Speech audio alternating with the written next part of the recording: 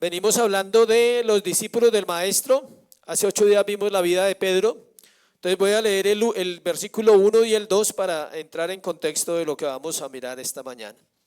Entonces, llamando a sus 12 discípulos, les dio autoridad sobre los espíritus inmundos para que los echasen fuera y para sanar toda enfermedad y toda dolencia. Eso lo vimos hace 15 días, ese versículo. Hace 8 días vimos los nombres de los 12 apóstoles son estos. Primero, Simón, llamado Pedro. Hasta ahí vimos hace 8 días. Hoy vamos a mirar el resto del versículo 2. Y Andrés, su hermano, Jacobo, hijo de Zebedeo, y Juan, su hermano. Vamos a orar. Padre, gracias por esta mañana.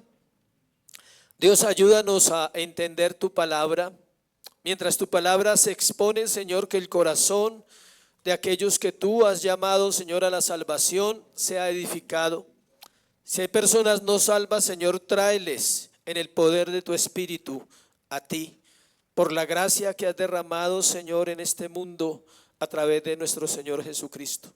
También oramos que traigas paz al corazón, que traigas esperanza, que traigas aliento al creyente que quiere servir, a aquel que está edificando su vida y realmente desea conocerte. Que la vida de estos 3 hombres, la vida de Andrés, la vida del apóstol Jacobo y el apóstol Juan, sean de inspiración para nosotros, pero sobre todo, que tú, Cristo, seas en medio de tu pueblo. Te lo pedimos en el nombre de Jesús. Amén y amén. Vamos a iniciar entonces. La enseñanza lleva como título los discípulos del maestro Andrés, Jacobo y Juan.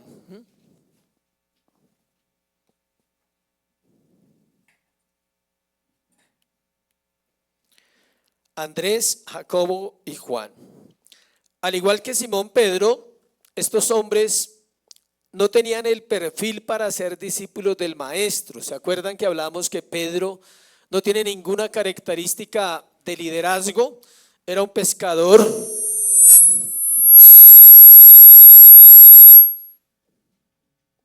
Pero por gracia se convirtió en los 4 hombres que hicieron parte del círculo íntimo del Salvador eterno. Es decir, Pedro, Andrés, Jacobo y Simón hacen parte del primer grupo de los 12 apóstoles. Dijimos hace 8 días que aparecen 4 listas de los apóstoles, 3 en los evangelios sinópticos y una en el libro de Hechos, que la del libro de Hechos es diferente porque nombra a Matías, el que reemplazó a ¿quién? A Judas, pero que las otras 3 listas de los evangelios sinópticos son exactamente iguales. Los apóstoles tenían un llamado poco común, pero eran comunes. ¿Sí me entiende la frase? El llamado de ellos no era común, pero ellos sí eran comunes. El llamado de ellos era especial, pero eran hombres ordinarios como cualquiera de nosotros. Fueron santos solo en un sentido de que todo creyente es un santo bajo la gracia de Dios.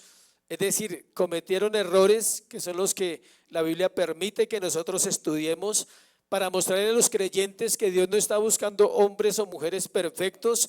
Dios está llamando pecadores al arrepentimiento, pecadores a la salvación. Dice también que todos estos apóstoles, inclusive los que vamos a hablar hoy, solo entendieron el tiempo que estuvieron con el Señor Jesucristo hasta que Él resucitó. Los 3 años largos que estuvieron con Él, ellos no entendían muchas de las cosas que Él enseñaba, que Él predicaba, y con el tiempo en la historia todos son llamados ¿qué? Santos. Por eso usted escucha a San Mateo, San Pablo. Obvio que no estamos diciendo que en el contexto católico nosotros estemos de acuerdo, pero son llamados así por el lugar que tuvieron en la Escritura.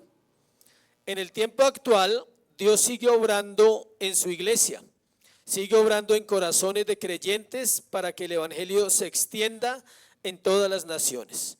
Ellos empezaron la obra y ellos son los pioneros que establecen la iglesia. La pregunta es, ¿quiénes van a terminar el llamado del evangelio? Nosotros somos discípulos de los discípulos hasta llegar allá.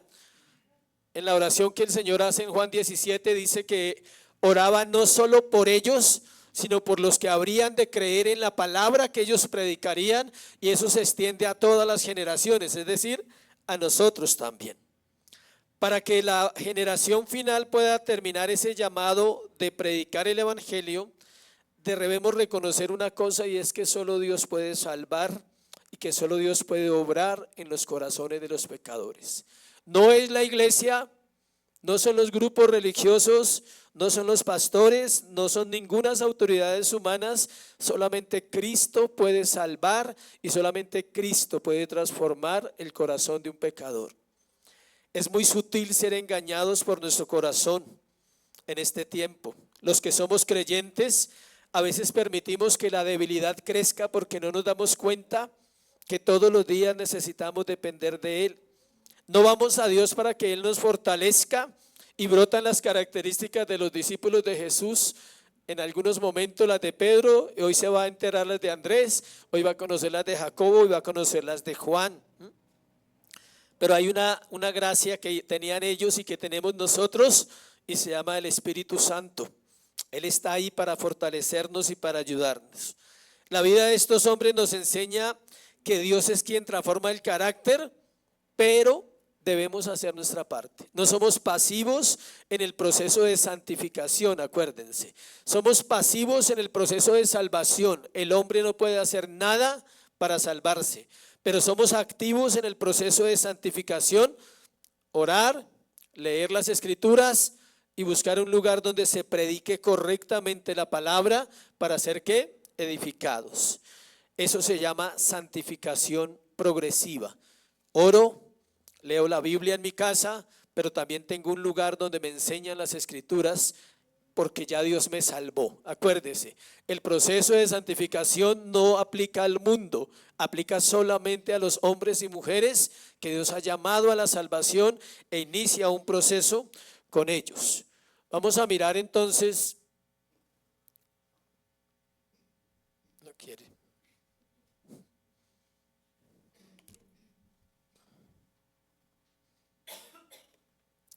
Vamos a mirar la vida de Andrés, el apóstol de las cosas pequeñas, se llama, el apóstol de las cosas pequeñas. Andrés es el tipo de discípulo que toda iglesia necesita. No busca reconocimiento, es humilde y obediente. Necesitamos un Andrés.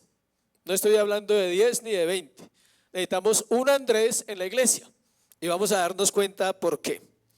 Andrés era hermano de Pedro y su nombre significa varonil. Eso significa el nombre Andrés.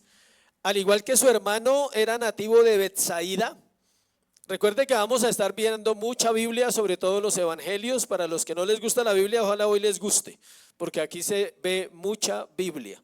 Se estudia la Biblia, no predicamos charlas, ni damos enseñanzas, predicamos la Biblia expositivamente. Entonces, en Juan 1:44, acompáñenme allí, vamos a estar por todos los evangelios. En Juan 1:44 nos dice: y Felipe era de Betsaida, la ciudad de Andrés y Pedro. ¿Sí ve? Felipe también era de Betsaida, la ciudad de ¿quién? De Andrés y de Pedro. Era pescador de profesión. Su padre se llamaba Zebedeo y su hermano se llamaba ¿cómo? Jacobo. Eran los dos hermanitos y el padre llamado Zebedeo. Aún antes de conocer a Jesús, era judío piadoso y dedicado. Tanto él como Juan eran discípulos de Juan el Bautista, ya lo vamos a ver.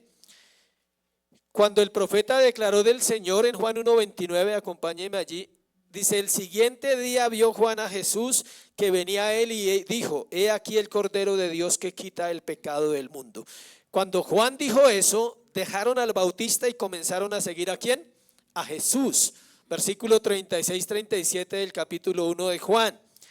Le oyeron hablar los dos discípulos y siguieron ¿a quién? A Jesús.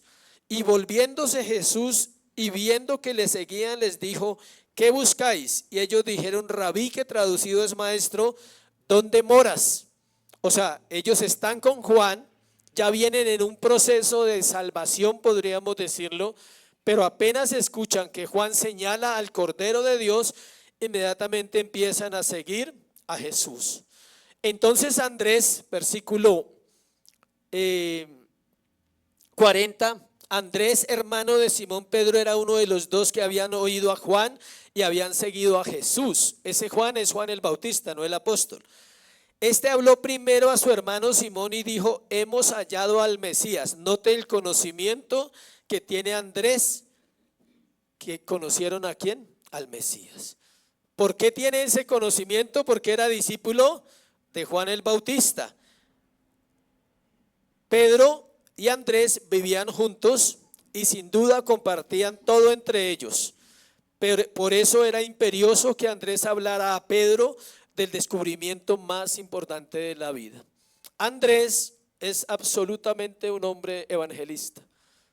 Ahora vamos a ver que cada vez que se habla de él, está llevando personas ¿a quién? A Cristo. Él está conduciendo personas a Cristo siempre. Sin embargo, después de que él confesara a Jesús como el Mesías, Andrés vuelve a su pesca junto al mar de Galilea. Acompáñeme a Mateo 4, 18, 19. Es decir, hubo una etapa en que él estuvo siguiendo a Jesús y luego volvió a su labor normal, y eso le pasa a muchas personas. ¿Sí sabían? Muchas personas se les comparte el evangelio, empiezan un proceso y luego, por alguna razón de la vida, no vamos a entrar en chismes, vuelven a sus rutinas, a su trabajo, a su familia. Mateo 4, 18, 19 nos dice lo siguiente. Dice: andando Jesús junto al mar de Galilea, vio a dos hermanos, Simón llamado Pedro y Andrés su hermano, que echaban la red en el mar porque eran pescadores. Y les dijo: venid en pos de mí y os haré ¿qué? Pescadores de hombres. Esta es la segunda vez. ¿Se acuerda que hablamos en algún sermón hace poco que el llamado de los apóstoles son varios llamados? Primero a la salvación, donde se convierten, ahora los llama y esta vez dejan las redes. Algunos necesitan aquí dejar las redes. Ya sabe cuáles redes, ¿sí? Ellos dejaron las de pescar, pero hoy en día la gente tiene que dejar las redes sociales. Hacen mucho daño y se pierde mucho tiempo. Fue en ese tiempo que Jesús llamó de verdad a los dos hombres a la formación en el discipulado. De ahí en adelante este par de hermanos, junto con otros dos hermanos que son Andrés, Juan y Jacobo, se convirtieron en los amigos más cercanos de Jesús. Estas dos parejas de hermanos son el círculo íntimo de Jesús, pero Andrés es el menos íntimo de los cuatro. Andrés no tiene la misma cercanía con el Señor según lo que conocemos. Hablo de cercanía física, no cercanía espiritual, porque los discípulos todos eran amados por el Señor. Aunque era muy respetado por sus compañeros discípulos y siempre se hablaba favorablemente de él, en los pocos relatos que se mencionan, Andrés nunca fue tan cercano al Señor Jesús como los otros tres, y por lo general se le conoce como el hermano de Pedro. Escuche esto tan interesante. Las personas que mejor sirven no son las personas que figuran, no es el pastor, no se hagan esa idea de un pastor. Bueno, las personas que mejor sirven son las que sirven a la sombra de otros. Y Andrés sirvió a la sombra de su hermano siempre. Andrés conocía a su hermano muy bien. Y él sabía que en el momento en que él le presentara a Pedro a Jesús, Pedro iba a ser el líder. Pedro era el líder de Andrés, toda la vida fue el líder de Andrés. Y él sabía su carácter y dice: bueno, ni modo, no puedo opacar a mi hermano. Mi hermano siempre tiene ese carácter impetuoso. Pedro era impetuoso. Andrés era más calmado, más callado, más real en sus cosas. Andrés solo es nombrado en los evangelios sinópticos en los listados de los apóstoles. O sea, no aparece sino cuando dicen que Dios llamó a los 12, mientras que Juan lo nombra en 3 relatos de su evangelio. ¿Por qué Juan precisamente lo nombra a Andrés? Porque eran amigos, porque eran pescadores los 4, porque convivían, porque se conocían. Mateo no lo conocía, él no lo nombra sino una vez. Lucas tampoco y Marcos tampoco. Lucas y Marcos no son apóstoles, eran siervos del Señor, pero no eran apóstoles, no eran del grupo de los 12. ¿Quién sí era de los 12? Juan. Y Juan, como conoce a Andrés, él nos da más detalles. O sea, la vida de Andrés se puede encontrar solo en el evangelio ¿de quién? de Juan. Ya dijimos que su significado es ¿qué? Varonil. Entonces imagínense un hombre varonil, apuesto, joven, era menor que Pedro, era soltero. Entonces debería ser muy interesante este varón, porque era un varón, y si la Biblia dice que era varonil, era porque realmente era un hombre conforme al corazón del Señor. Juan 1, 37, 42, ya lo vimos, relata allí que él era discípulo de Juan, también que le fue revelado Cristo. Estoy haciendo un resumen de lo que ya hablé. Su afán por evangelizar y compartir con otros su fe, en este caso con su hermano, y también narra su encuentro con Jesús. Algo curioso, escuche, su encuentro con Jesús fue después del bautismo del Señor. ¿No le da eso una pista? Y es que Andrés vio el bautismo de Jesús y Juan. Solo Andrés y Juan lo vieron, porque eran discípulos ¿de quién? De Juan el Bautista. Entonces, por lógica, en el Juan 1 dice que el Bautista lo vio en 1:29, vamos a Juan, vamos a estar ahí, y dice que él vio y le dijo, he aquí el Cordero de Dios que quita el pecado del mundo. Y luego dice que Juan lo bautizó y luego viene el llamado o el encuentro que tiene Andrés con el Señor Jesucristo. Vamos a Juan capítulo 6. Juan nos presenta a Andrés otro pasaje donde dice, dando sus primeros pasos en la fe. Vamos a mirar los primeros pasos de Andrés en la fe. Juan 6, versículos del 5 al 9. Cuando alzó Jesús los ojos y vio que había venido a él gran multitud, dijo a Felipe, ¿de dónde compraremos pan para que coman estos? Y Felipe parece que siempre acudía a Andrés, pero esto decía para probarle porque él sabía lo que había de hacer. Felipe le respondió, 200 denarios de pan no bastarían para que cada uno de ellos tomase un poco. Uno de sus discípulos, Andrés, hermano de Simón Pedro, le dijo, aquí está un muchacho que tiene 5 panes de cebada y 2 pececillos, mas ¿qué es esto para tantos? Cuando el Señor hizo el milagro de la multiplicación de los panes y los peces, le hizo la pregunta a Felipe, Felipe, ¿de dónde vamos a comprar pan? La pregunta no era para que Felipe diera una respuesta, él ya conocía lo que iba a hacer. La pregunta era para que sus discípulos fueran entrenados en la fe, para que a alguno se le ocurriera la brillante idea de decir, aquí están estos panes y aquí en estos peces. Por eso se llama el apóstol de las cosas pequeñas, porque él siempre hacía cosas sencillas, básicas, pero tenía una característica que necesitamos los creyentes todos, y es que creía profundamente en el Señor. Él tenía mucha fe, digámoslo así. ¿Tenía una medida de fe especial Andrés? Sí. En versículo 8 aparece Andrés tratando de dar una solución con un corazón sincero y una fe sencilla. Los panes de cebada que describen aquí eran pequeños, eran como sardinas. Perdón, los panes de cebada eran pequeños, muy parecidos a bizcochitos o a galletitas, y a menudo se comían con pescado preservado en encurtido para llevar ambas cosas al trabajo. O sea, era la lonchera del niño. O el joven, tal vez no era tan joven, era un muchacho que ya trabajaba y llevaba su fiambre, su almuerzo, porque era poquito. Eso es para una persona, porque eran panes pequeñitos y peces ¿qué? Pequeñitos. Andrés lleva al muchacho ante Jesús y sugiere una idea que no habla. Él dice, aquí hay 5 panes y 2 peces, como quien dice, usted es Dios, usted puede hacer mucho con esos panes y esos peces. Lo pequeño para Andrés era grande. Escuche bien, lo pequeño para un creyente se vuelve grande, porque confía en su Señor. Otro pasaje,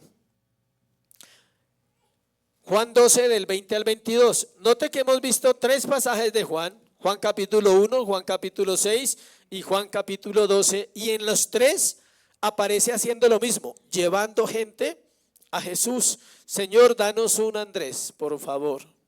Necesitamos un Andrés en la iglesia. Felipe fue, dice Juan 12 del 20 al 22. Había ciertos griegos entre los que habían subido a adorar en la fiesta, Estos pues se acercaron a Felipe, que era de Betsaida de Galilea. ¿De dónde era? De Betsaida, de la ciudad de Andrés. Y le rogaron diciendo: Señor, quisiéramos ver a Jesús. Felipe fue y se lo dijo ¿a quién? Andrés. Entonces Andrés y Felipe se lo dijeron. O sea, siempre Felipe sabía que Andrés no tenía temor de llevar a nadie a Cristo. A pesar de que Felipe mismo era uno de los 12, al parecer se sintió menos cómodo de acercar personas a Jesús y le pide a Andrés que lo acompañe. Andrés es el evangelista. En estos pasajes vemos el corazón de Andrés en los 3 pasajes que vimos. Escuche, era receptivo. Entendió que la principal tarea de un discípulo es llevar a otros a Cristo. La tarea de un discípulo no es primordialmente la predicación, no es primordialmente cantar, no es eso. Eso viene con el tiempo, cuando la persona se prepara y se forma. Pero lo principal es llevar a otros a Cristo. Otra característica: su fe sencilla pero fuerte. Llevó al muchacho de los panes y los peces y no lo hizo al azar. Él sabía que diciéndole eso a Jesús, Jesús iba a orar. Él conocía a su maestro. Era sencilla su fe, pero era fuerte. Era humilde, una característica que anhelamos los hombres. Siempre estuvo a la sombra de su hermano. No hay relatos de su ministerio público. Nunca predicó para 3,000 como Pedro. Nunca aparece en grandes predicaciones. Y de los 4, no era del círculo de los 3. ¿Sí me entiende? Habían 3 más importantes en relación con Jesús. Tampoco se escribe de las actitudes de arrogancia, de orgullo, ni de imprudencia. No tiene esas actitudes, como las tenía Pedro, Jacobo y Juan. ¿Sí ve? Nunca se engañe en su corazón en pensar que la gente que más sirve al Señor es más perfecta. Tal vez somos más imperfectos que ustedes, pero por gracia y misericordia el Señor nos ayuda. A veces hay esa idea: no, el pastor él tiene imperfecciones, tengo más que ustedes, ¿sí? Pero recuerde por qué. Dice: Pedro y Jacobo eran arrogantes, orgullosos e imprudentes.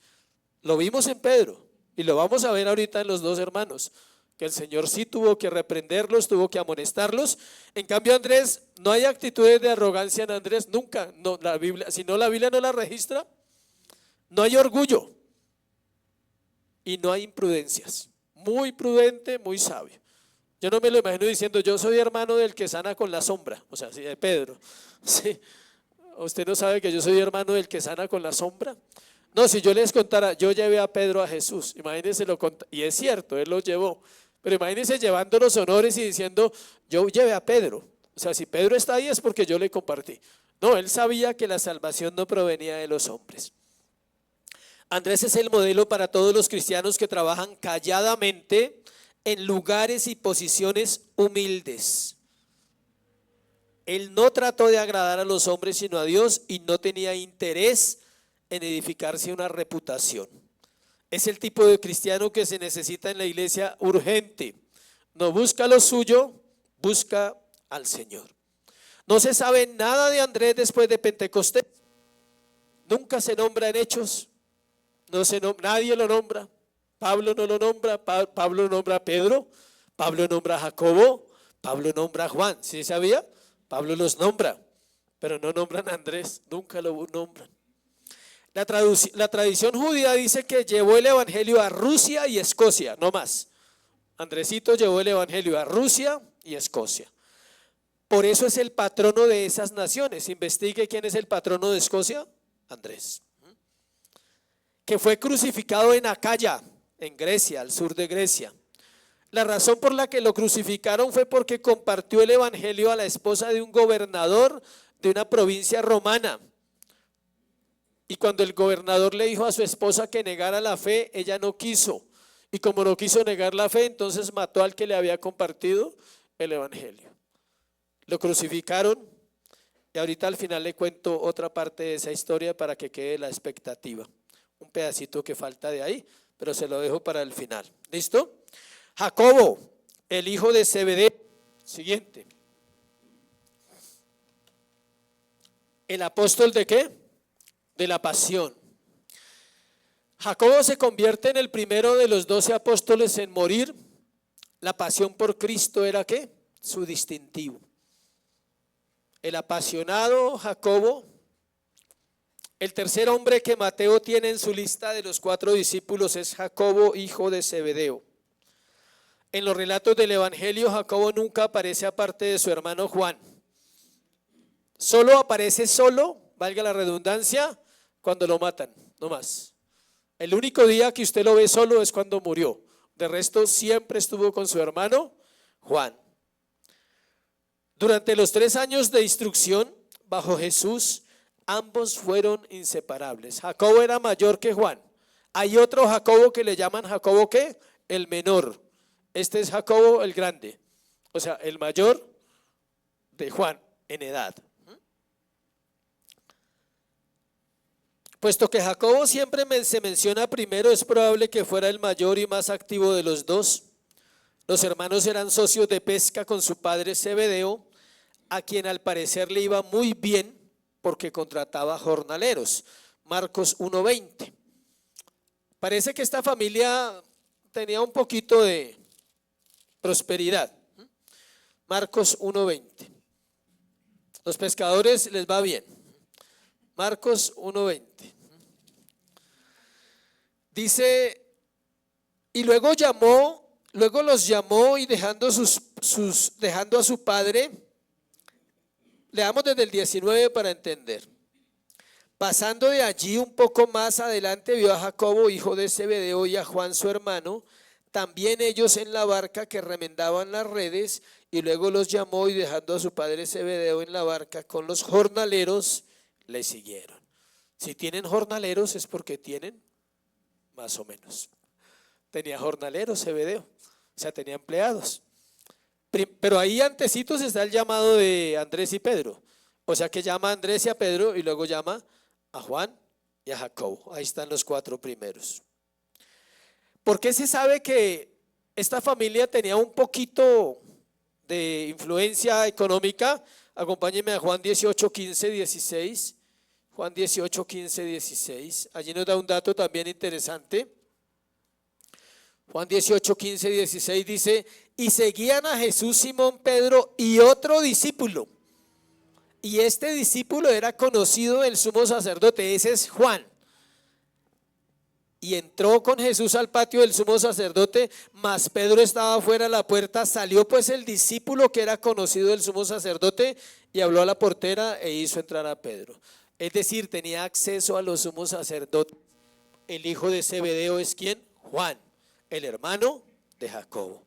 Y para usted tener ese acceso y entrar al templo sin que le pongan problema, debe tener un nivel económico más o menos. Tranquilo que ahora no es así. Usted puede venir al templo, así no tenga nivel económico, puede venir al templo. Estoy hablando exactamente de cómo eran las circunstancias. Con Juan eran conocidos como los hijos del trueno. Juan y Jacobo, estamos hablando de Jacobo, pero lastimosamente o porque siempre estaban juntos, nos toca hablar siempre de Juan. Juan y Jacobo eran conocidos como ¿qué? Los hijos del trueno, lo que describe su carácter apasionado, celoso y aún agresivo. Marcos 3:17. Dice Marcos 3:17, a Jacobo hijo de Zebedeo y a Juan hermano de Jacobo, a quienes apellidó Boanerges, esto es, hijos del trueno. Esto no era un elogio, era como una exhortación. O sea, el Señor conoció su carácter y dijo, uy, estos dos son como agresivos, son como un trueno que cae y rompe todo, ¿sí? Estos dos son fuertes. Vamos a Lucas 9, 52, 54.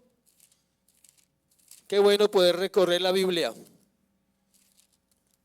Uno se da cuenta de lo poco que la conoce cuando la recorre y dice, no conozco nada de la Biblia. Lucas 9, 52, 54. Aquí hay un episodio interesante y es que el evangelista nos relata cómo Jacobo y Juan eran reactivos.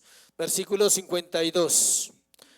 envió mensajeros delante de él, los cuales fueron y entraron en una aldea de los samaritanos para hacerle preparativos el Señor. Mas no le recibieron porque su aspecto era como ir a Jerusalén. Viendo esto, sus discípulos Jacobo y Juan dijeron: Señor, ¿quieres que mandemos que descienda fuego del cielo como hizo Elías y los consuma? Eran bien malos, querían matar a los samaritanos. Recordemos algo interesante, y es que había un conflicto entre samaritanos y judíos. Los judíos no amaban a los samaritanos. Esto no era un problema del tiempo de Jesús, esto era un problema desde Israel, desde la época del profeta Elías. Esto muestra que Juan y Jacobo conocían la historia de Elías, porque hay otro dato curioso, que el lugar geográfico donde sucedió este episodio es el mismo lugar donde Elías mandó que cayera fuego del cielo y mató a 50, y luego mató a 50 y luego otros 50 se salvaron porque fueron más obedientes. Eso no fue deliberado, ellos no dijeron eso al azar, ellos conocían geográficamente que en ese lugar, exactamente entre Samaria y Jerusalén, fue donde Elías mandó descender fuego del cielo. Esto mostraba que los discípulos no eran ignorantes del Antiguo Testamento. En este momento Jacobo y Juan fueron odiosos e intolerantes. Sus temperamentos volátiles y vengativos nublaron lo que habían oído que Jesús enseñaba y hacía. Conocían la historia de Elías, pero no conocían a Jesús todavía. El Señor está siendo claro y dice entonces, volviéndose en versículo 55 de Lucas 9, Él los reprendió diciendo: vosotros no sabéis de qué espíritu sois. Eran agresivos y rebelditos. Porque el Hijo del Hombre, dice, no ha venido para perder las almas de los hombres, sino para salvarlas. Y se fueron a otra aldea. Note cómo eran, peleones, y están con Jesús. No están en la iglesia aquí, no, están con Jesús, directamente con Jesús, y son así. Entonces nos ha ido bien. Mateo 20, vamos a Mateo 20. Mateo 20, otro pasaje que nos habla más del apóstol. Estos son temas biográficos muy interesantes. Temas 20, 21, 20, Mateo 20, 21, 22. Aquí en Mateo nos relata el momento en que su mamá, ¿quién sabe cómo se llamaba la mamá de ellos? A ver, los que estudian. Lo he compartido muchas veces, espero que alguien saque ese teólogo interno. De Juan y Jacobo, bueno, no vaya a buscar, si no se lo sabe. Salomé, muy bien, se llama Salomé. Mateo 20, 21, 22. Vamos a leer desde el 20. Entonces se le acercó la madre de los hijos de Zebedeo con sus hijos, postrándose ante él y pidiendo algo. Si usted lee solo el versículo suelto, dice, es una mamá orando por sus hijos. Tan querida ella orando por sus hijos. Dice 21, él le dijo, ¿qué quieres? Y ella le dijo, ordena que en tu reino se sienten estos dos hijos míos, mis dos bebés, el uno a tu derecha y el otro a tu izquierda. Mami intercediendo por bebé, o sea, por dos bebés. Mami intercediendo por los dos niños, Jacobo y Juan, ¿sí? Ahora en la familia vamos a reírnos de mamá con bebé, ¿sí? Dice, entonces Jesús respondiendo dijo, no sabéis lo que pedís. Podéis beber del vaso que yo he de beber y ser bautizados con el bautismo con que yo soy bautizado. Y ellos le dijeron, miren los hermanitos cómo eran. ¿Podemos? O sea, como afirmando, sí, claro. Podemos beber de la copa que tú vas a beber, podemos participar de tu bautismo, pero igual nos vamos a sentar a la izquierda y a la derecha. O sea, si podemos hacerlo para que nos den esos dos lugares, lo vamos a hacer. Y obvio que lo van a hacer, pero ellos no se imaginan cómo lo van a hacer. Ahora lo vamos a mirar. Sigamos ahí un poquito para entender qué pasó con esa reacción. Él les dijo, a la verdad de mi vaso beberéis, con el bautismo con que yo soy bautizado seréis bautizados, pero el sentaros a mi derecha y mi izquierda no es mío darlo, sino a aquellos para quienes está preparado por mi Padre. Eso ya está escrito desde antes de la fundación del mundo. Cuando los 10 oyeron esto, se enojaron contra los 2 hermanos. Y entonces Jesús, llamándolos, les dijo: mire el consejo para los que quieren figurar. Sabéis que los gobernantes de las naciones se enseñorean de ellas, y los que son grandes ejercen sobre ellas potestad. Mas entre vosotros no será así, sino que el que quiera hacerse grande entre vosotros será vuestro servidor. Y el que quiera ser el primero entre vosotros será vuestro siervo. Y vuelve y les aclara: como el Hijo del Hombre no vino para ser servido, sino para servir y para dar su vida en rescate por muchos. Ese orgullo quedó en el suelo. Ese interés quedó en el suelo. Algunos dicen que la mamá pudo pedir estas cosas influenciada por los hijos, porque hay otro relato donde son los hijos los que piden eso. Entonces de pronto lo intentaron los hijos y no pudieron, y mandaron a la mamá. O de pronto la mamá lo intentó y dijo: no, díganle ustedes mismos porque no me quiere hacer caso el Señor.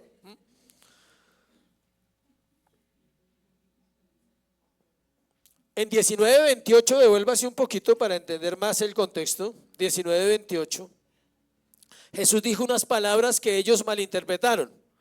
Jesús dijo: de cierto os digo que en la regeneración, ya entendemos que es regeneración, cuando el Hijo del Hombre se siente en el trono de su gloria, vosotros que me habéis seguido también os sentaréis sobre 12 tronos para juzgar a las 12 tribus de Israel. Por eso ellos entendieron mal esto. ¿Sí ve? Hay que leer, hay que contextualizar los textos. No tenían hermenéutica los 2 hermanos. Entonces ellos entendieron mal el pasaje y dijeron: uy, si vamos a tener un puesto, pues que sea el de la izquierda y de la derecha. Ya nos aseguraron uno, pero quiero el más cerquita.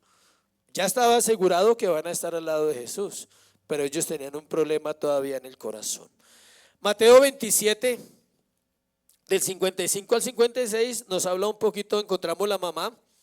Yo puedo decirles a ustedes que es la mamá Salomé, pero quiero mostrar también por la Biblia por qué decimos eso, para que quede claro que sí es Salomé. Mateo 27, 55 al 56. Dice así: estaban allí muchas mujeres mirando de lejos cuando ya lo habían crucificado, las cuales habían seguido a Jesús desde Galilea sirviendo, entre las cuales estaba María Magdalena, María la madre de Jacobo y de José, esa no es, y la madre de los hijos de Zebedeo. Pero ahí no nos dice que es Salomé, ahí no dice nada. Entonces vamos a Marcos 16:1, que es el paralelo, y ahí nos dice que era Salomé, y salimos de la duda con la Biblia. Marcos 16:1 es el mismo pasaje de Mateo, pero claro, cuando pasó el día de reposo, María Magdalena, María la madre de Jacobo y Salomé. La madre de Jacobo es la misma que nombra Mateo, pero de Jacobo el otro. Y Salomé compraron especias aromáticas. La tercera mujer se llama Salomé, mostrado por la Biblia, que es la mamá de estos 2 hombres. Desde un punto de vista humano, Jacobo y Juan mostraron más confiabilidad natural que Pedro. No eran tan vacilantes ni dados a comprometerse o equivocarse, pero eran descaradamente ambiciosos. Parece que eran comerciantes, pues porque trabajaban con el papá que manejaba pescado y que tenía un poquito de plata. Llevados por la venganza, a los 2 que quisieron hacer bajar fuego sobre los samaritanos se les ve ahora también como buscadores de lugares de conveniencia, al acecho del patrocinio de Jesús, sin vergüenza de usar a su madre para obtener los fines personales y ajenos al hecho de que estaban desagradando a Cristo y a su reino. Se ve todos los defectos que encontramos. Cuando Herodes quiso atacar y destruir la iglesia, viene la parte dura de la vida de Jacobo. Escogió a Jacobo para arrestarlo y ejecutarlo. Vamos al libro de Hechos, capítulo 12. Hechos 12, donde viene la muerte de Jacobo. Hechos 12, del 1 al 3. En aquel mismo tiempo el rey Herodes echó mano a algunos de la iglesia para maltratarles y mató a espada a Jacobo, hermano de Juan. Y viendo que esto había agradado a los judíos, procedió a prender también a Pedro. Eran entonces los días de los panes sin levadura.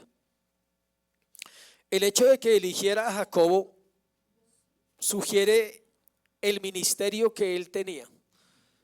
14 años han pasado desde la muerte de Jesús a Hechos 12 para los que no saben. 14 años de ministerio. Parece que era la cabeza con Pedro. Era muy apasionado y tal vez lo matan por eso, porque era muy influyente en Jerusalén. El apóstol pudo haber sido públicamente incluso más influyente que Pedro, porque Pablo lo nombra que él era cabeza de la iglesia. Fue solo después que vio el asesinato, fue solo después que vio el asesinato de Jacobo que Herodes se dio cuenta que eso le había gustado a los judíos, y también apresó ¿a quién? A Pedro. La idea era matar a Pedro. Pedro fue salvado por el Señor. La idea no era apresarlo, ¿era qué? Matarlo también. Al menos a los ojos del rey Herodes, Jacobo parecía ser el más peligroso. Es probable que fuera estruendoso e implacable en su ministerio. Debido a eso se convirtió en el primer mártir apostólico. Así como era en el mundo impetuoso el hijo del trueno, así tuvo que ser en su ministerio, apasionado por el Señor. El Herodes que mata a Jacobo no es el mismo Herodes que mata a Juan. Tengan en cuenta eso. El que mata a Juan es Herodes Antipas, y el que mata a Jacobo es Herodes Agripa. Es el sobrino de Herodes. Eso no tiene mucha importancia hoy, pero es bueno conocer la Biblia como es. Bueno, Jesús frenó el celo de Jacobo y canalizó su energía de un siervo fuerte y apasionado en un ministerio fructífero. Jacobo y Juan sí bebieron de la copa del maestro. Se les cumplió lo que pidieron. Jacobo lo bebió siendo el primer mártir de la iglesia, y Juan lo bebió siendo el último apóstol en morir, en un ministerio largo, con persecuciones al final del siglo, que ahora vamos a ver. Para Juan la copa fue una larga vida de rechazo y una muerte de exilio. Para Jacobo fue una vida corta y brillante que le trajo martirio. ¿Bebieron de la copa? Sí. ¿Fueron bautizados como el Señor? Sí. Ya saben cuál es el bautismo que el Señor tuvo, ¿no? ¿El bautismo de qué? Del sufrimiento. No hay un creyente en la tierra que sea un verdadero creyente que no tenga que vivir ese proceso. ¿Cuántos dicen amén? Bueno, pensé que no nos interesaba esa parte también del sufrimiento. Una antigua moneda romana representaba a un buey frente a un altar. Escuche. Una antigua moneda representaba a un buey frente a un altar y a un arado con la inscripción: listo para cualquiera de las dos. Esa debería ser la actitud de todo creyente. Jacobo dio su vida por el Señor como un sacrificio breve y agónico, mientras que Juan entregó la suya como un prolongado vivo y sacrificio del Señor. El uno era, dice, como un buey, y el otro ¿qué? Un arado. Jacobo fue un buey sacrificado y Juan fue un arado. Trabajó 60, 70 años en la obra hasta que murió. Ahora al final hablamos algo más de él. Juan el apóstol del amor. Juan el apóstol del amor. Concluiremos el sermón de hoy con el apóstol Juan. A diferencia de Andrés y Jacobo, Juan es uno de los apóstoles más importantes de la Biblia, después de Pedro. Escribió 5 libros, ya los conocemos. El Evangelio de Juan se calcula en el año 60. El Evangelio, las 3 cartas, año 80, y Apocalipsis, año 95.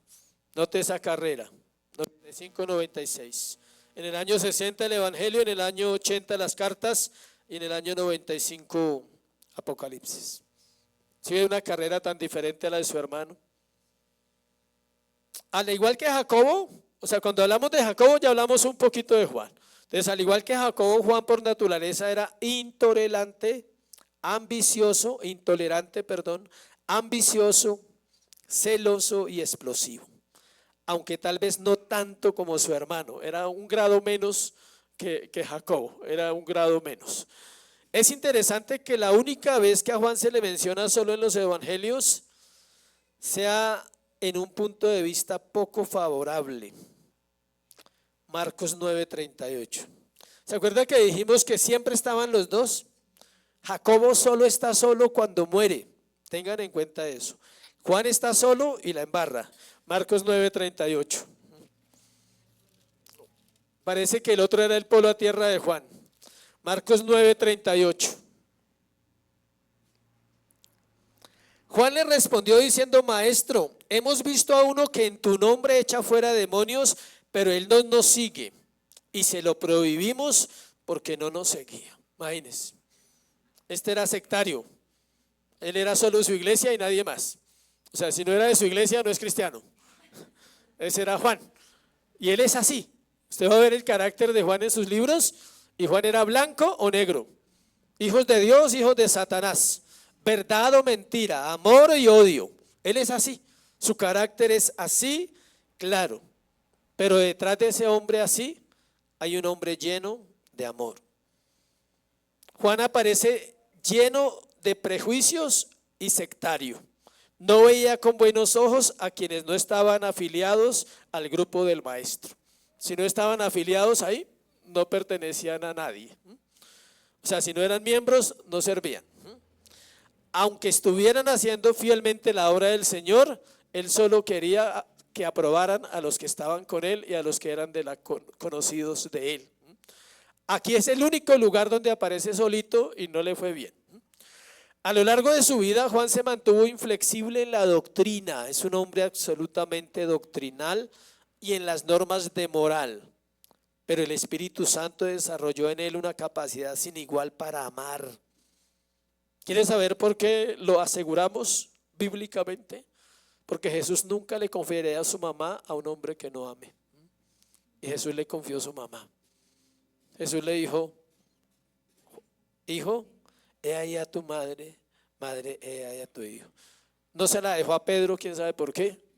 No se la dejó a Jacobo porque sabía que se iba a morir, el Señor lo sabía. ¿Por qué se la dejó a Juan? Porque el Señor conoce todas las cosas. Juan iba a vivir muchos años y él decía: necesito a alguien que viva harto para que me cuide a mi mamá hasta que ella muera. Y necesito a alguien que realmente ame, porque yo quiero que ame a mi mamá. Y aparte de eso le dio una mamá pues especial, que era la mamá de Jesús. Es evidente por sus epístolas que Juan no cae en sentimentalismos. Esto es muy interesante para nosotros, iglesia, y es que el amor no es lo que nosotros pensamos. ¿Sí ve? Estamos hablando de un hombre que ama, a un hombre que el Señor le confía a su propia mamá, el hombre Jesús. Pero estamos hablando que amar no es sentimentalismo. Él no vive de sentimentalismos tontos y tolerantes que a menudo se disfrazan de amor. Los sentimentalismos son lo peor que puede pasarle a un padre y a una madre cuando cree que sus niños van a sufrir, o cuando no quiere que sus hijos sufran. Le tengo una noticia: van a sufrir. No es una profecía, es una noticia bíblica. Van a sufrir, porque desde que nacemos sufriendo, porque entramos en un mundo de pecado. Ahora vamos a entender más de eso. Durante el resto de su vida, que duró hasta cerca del cambio del siglo I, no abandonó su intolerancia a la falsedad y a la inmoralidad. El amor sin ciertas normas o convicciones fuertes es tan funesto espiritualmente como el celo. El amor sin normas es pecado, y el celo sin amor es pecado. Tiene que haber una línea de ¿qué? De equilibrio, en la mitad. El Señor sabía que en lo que el autor humano se refiere, el apóstol que se convirtió en el defensor más poderoso del amor habría tenido que ser también un hombre inflexible en cuanto a la verdad. Si usted quiere amar bien, tiene que conocer la verdad. Y si no, su amor es débil y es alcahueta. Ese es un amor de sentimientos, un amor alcahueta. Por eso este hombre es conocido exactamente porque es el que más habla de la verdad en sus libros. Juan 8:32: y conoceréis la verdad y la verdad os hará libres. Es el único que hace la diferencia. Dice: vosotros sois hijos de vuestro padre el diablo y deja claro que solo hay dos clases de seres humanos en la tierra, los hijos de Satanás y los hijos de Dios. Él no da lugar a un tercer grupo. De otro modo, su amor lo habría llevado por el camino del sentimentalismo destructivo por el que viajan muchos en el nombre de Cristo. Muchos viajan en el nombre de Cristo diciendo que aman y que Cristo ama a todo el mundo. No, Cristo te ama. Y le dijo un hombre a ese hombre que decía así, dice, primero que te ame a ti porque no se te nota. Primero que te ame a ti. O sea, cuando tú hables del amor de Cristo tienes que conocer la verdad, porque la verdad no engaña. Porque decirle mentiras a una persona, decirle mentiras a los hijos es engañarlos. Eso es no amarlos. En Juan 13:23, estoy que me meto al de la familia, pero no puedo. Juan 13:23. Juan 13:23. Pero este no es de la familia, este está aquí en Juan. Bueno, Juan 13:23. Pero el Señor va preparando el terreno. Uno de sus discípulos, al cual Jesús amaba, estaba recostado al lado de Jesús, hablando de sí mismo. ¿Sí ve cómo él dice? Él dice uno de sus discípulos. Él no dice yo, es que yo. No, él no dice así. Dice uno de sus discípulos al cual Jesús amaba. Se da el lujo de decir que Jesús lo amaba. Estaba recostado al lado de Jesús. Otros términos dicen en el regazo del Señor, no al lado, en el regazo del Señor. Otras traducciones, no por lambonería, sino porque siempre quería escuchar la verdad. ¿Y cómo escuchaba la verdad? Cuando escuchaba el corazón de Jesús. Ahí escuchaba la verdad, porque la verdad es Cristo.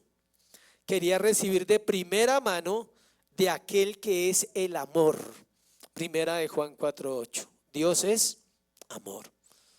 ¿Por qué bebió tanto?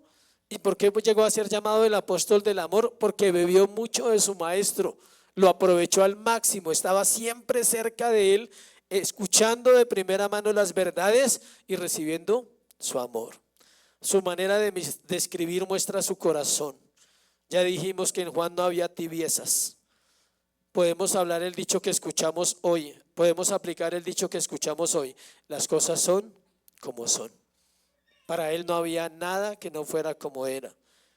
Las tres cartas, en las tres cartas sobre todo, vemos su carácter.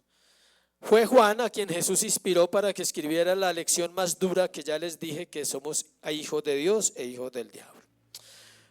La tradición dice que Juan no salió de la ciudad de Jerusalén hasta que María, la madre de Jesús, murió. Hay dos versiones. Unos dicen que ella murió en Éfeso y otros dicen que murió en Jerusalén.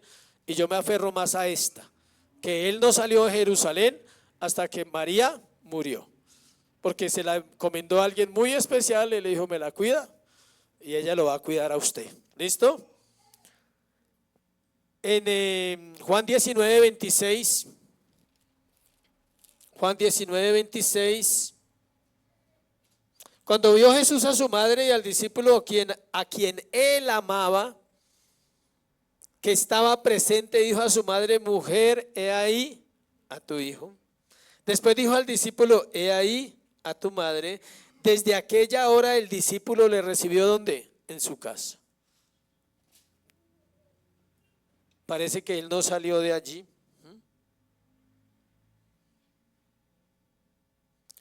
En Juan 21:17, ahí pegadito, dice, le dijo por tercera vez a Simón, hijo de Jonás, ¿me amas? Y Pedro se entristeció de que le dijese la tercera vez, ¿me amas? Y le respondió, Señor, tú lo sabes todo, tú sabes que te amo. Le dijo, apacienta mis ovejas. A Pedro le dijo que cuidara las ovejas, a Juan le dijo, cuida a mi mamá, cuida a mi madre. ¿Sí? No quiere decir que él no predicaba y no amaba, pero le dio una tarea especial en cuanto al amor. Le dijo, solo te la puedo confiar a ti porque conozco tu corazón. Tres hombres que fueron transformados por Cristo, que pudieron conocerle. Los tres padecieron por su fidelidad. Dijimos que Andrés fue crucificado, pero no dijimos esto. Duró 2 días en la cruz, muriendo, agonizando. y mientras moría a todo el que pasaba le predicaba el evangelio. 2 días en la cruz. ¿Sí sabía que la mayoría de crucificados no murieron como el Señor, que murió en pocas horas? Todos duraban a veces 1 día o 2 días agonizando. Pero en ese tiempo el que se le acercaba solo podía hablarle de Jesús. De Jacobo se dice que antes que lo mataran, cuando lo iban a matar, un soldado que lo custodiaba y lo llevaba para el juicio, al escuchar el testimonio de Jacobo le pidió perdón. Se dice que Jacobo levantó al hombre, o sea, el soldado se arrodilla delante de Jacobo, Jacobo lo levanta, lo abraza, le da un beso y le dice: paz, hijo mío, para ti el perdón de pecados. Acuérdese que el Señor le dijo a los apóstoles que podrían remitir pecados. Lo dijo bajo la autoridad apostólica. Dice también que este hombre, el soldado, se conmovió tanto por la compasión de Jacobo que confesó públicamente a Cristo y fue decapitado con el apóstol. O sea, en vez de ejecutarlo, terminó siendo ejecutado con el apóstol, el soldado. Es el único apóstol de quien se registra la muerte en la Biblia. Nadie, de ningún apóstol se habla en la Biblia de su muerte, solo de Jacobo. Juan, desterrado a la isla de Patmos siendo muy anciano. Apocalipsis 1:9, ya sabemos por qué fue desterrado a la isla de Patmos. Los que están estudiando lo saben muy bien. Apocalipsis 1:9, ¿por qué fue desterrado a la isla de Patmos? Por causa, ya se les olvidó, por causa de la palabra de Dios y el testimonio de Jesucristo. Apocalipsis 1:9. Por eso fue desterrado, no era porque era mala persona. En el año 95-96 aprendió el equilibrio entre la verdad y el amor. Juan es un ejemplo de eso. Entre la ambición y la humildad, y entre el sufrimiento y la gloria. Esas son las lecciones de nuestro amado Juan. La buena noticia es que los 3 siguen vivos. Sus escritos son usados por el poder del Espíritu Santo para convertir vidas. La iglesia es el fruto de lo que ellos plantaron junto con los otros apóstoles. Vamos a orar.